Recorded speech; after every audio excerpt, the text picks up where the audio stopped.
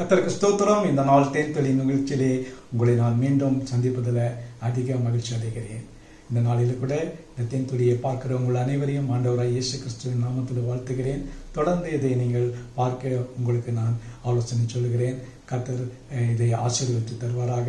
இந்த நாளில் கூட விசேஷமாக யோவான் எழுதின நிருபத்தில் 2வது நிருபத்தை நாம் பார்க்க போகிறோம். இந்த நிருபம் 13 வசனங்கள் அடங்கியதான ஒரு சிறிய நிருபம். இந்த நிருபம் எதற்காக வேதத்திலே உள்ளே வைக்கப்பட்டது என்று தெரியவில்லை. ஆனால் பரிசுத்த ஆவியானவர் அவர் இதை எழுதி உள்ளே வைத்திருக்கிறார்.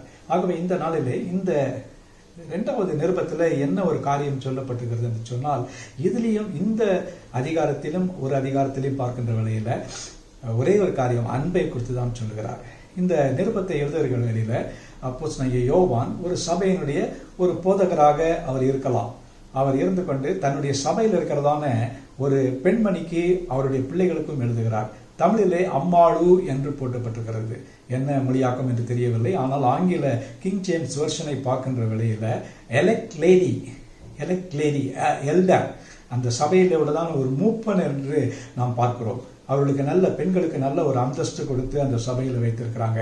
அந்த சபையில் உள்ளதான அந்த குறிப்பிட்ட அந்த தெரிந்து கொள்ளப்பட்ட சகோதரிக்கும் அவருடைய குடும்பத்துக்கும் பிள்ளைகளுக்கும் இவர் எழுதுகிறார். அவர் சொல்லுகிற காரியம் என்று சொன்னால், மிக தெளிவாக அழுத்தம் திருத்தமாக நாம் அன்பை கடைபிடிக்க வேண்டும் என்பதை 2 வசனங்களில் சொல்கிறார். அதை நான் உங்களுக்கு சொல்லி கடந்து போக விரும்புகிறேன்.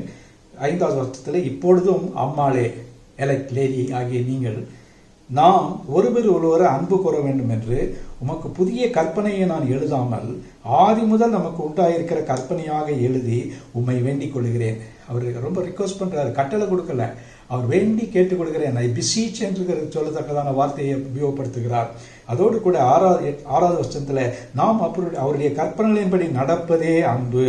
நீங்கள் ஆதி முதல் கேட்டிருக்கிறபடி நடந்து கொள்ள வேண்டிய கற்பனை இதுதான் மிக மிக ஒரு முக்கியமான கற்பனை. நாம் அவருடைய கற்பனைகளின்படி நடப்பதே அன்பு. அந்த அன்பை நாம் நம்முடைய வாழ்க்கையில கடைபிடிப்போம் என்று சொன்னால், அன்பு மிக முக்கியமான ஒரு காரியம். தேவன் நம் மீது வைத்த அன்பினாலே தான் தம்முடைய ஒரே பேரான குமாரனை இந்த உலகத்துக்கு அனுப்பி தம்மை வெளிப்படுத்தி காட்டினார். நம்மை நேசிக்கிறதுனால, அன்பு கூறுவதனால அவர் செய்ததான மகா பெரிய காரியம் இதுதான். அவர் இந்த நேரத்தில் அதையே நம்மிடத்திலும் எதிர்பார்க்கிறார். பழைய ஏற்பாட்டில் உன் தேவனாகி கர்த்தரை முழு இருதயத்தோடும், முழு பலத்தோடும், முழு ஆத்மாவோடும், முழு உள்ளத்தோடும் நீ அன்பு கூற வேண்டும் என்று சொல்லியிருக்கிறார். அதோடு கூட உனக்கு அடுத்தவனையும் நீ நேசிக்க வேண்டும், அன்பு கூற வேண்டும் என்று சொல்கிறார். உன்னை நேசிப்பது போல பிறனையும் நேசி என்று சொல்கிறார். அந்த அன்பு தான் இன்னைக்கு கிறிஸ்தவ உலகத்தினுடைய மைய வார்த்தையாக இருக்கிறது.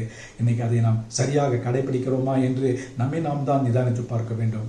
மற்றவர்களிடத்தில் அன்பு காட்டுவது தான் கிறிஸ்தவம், மற்றவர்களை நேசிப்பது தான் கிறிஸ்தவம், மற்றவர்களுக்கு உதவி செய்வது தான் கிறிஸ்தவம். அதை நம்முடைய வாழ்க்கையில கடைபிடிக்க இந்த 2வது நிருபத்தில் சொன்ன இந்த கற்பனையின்படி நடக்கிற அன்பே பிரதான அன்பு. இதை நாம் கடைபிடிப்போமா? கர்த்தர் நமக்கு உதவி செய்வார். நல்ல ஆண்டவரே, நன்றியோடு துதிக்கிறோம். இந்த சிறு அதிகாரத்துக்காக நன்றி செலுத்துகிறோம். இந்த 13 வசனங்களில் 5-6 வசனத்துல மிக அழகாக தெளிவாக நீர் எங்களுக்கு உங்களுடைய அன்பை குறித்து விளக்கி சொல்லியிருக்கிறீரே, அதான் ஸ்தோத்திரம். ஆண்டவரே, கற்பனைகளின்படி நடப்பதே அன்பு. அதற்காக நன்றி செலுத்துகிறோம், துதிக்கிறோம். மீட்பர் இயேசுவின் நாமத்தில் ஜெபிக்கிறேன் நல்ல பிதாவே, ஆமேன் ஆமேன்.